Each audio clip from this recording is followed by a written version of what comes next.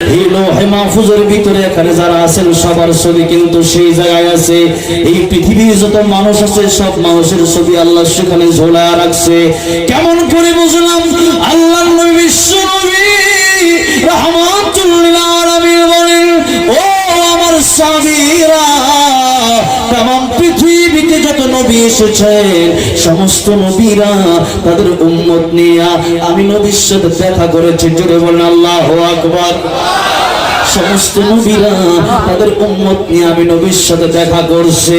আমি দেখলাম কোন নবী আসলো তার 40 জন উম্মত নিয়ে, কোন নবী আসলো তার 20 জন উম্মত নিয়ে, কোন নবী 10 জন, কোন নবী 5 জন, কোন নবী 4 জন, কোন নবী 3 জন, কোন নবী 2 জন, কোন নবী 1 জন, কোন নবী 9 জন উম্মতি নাই।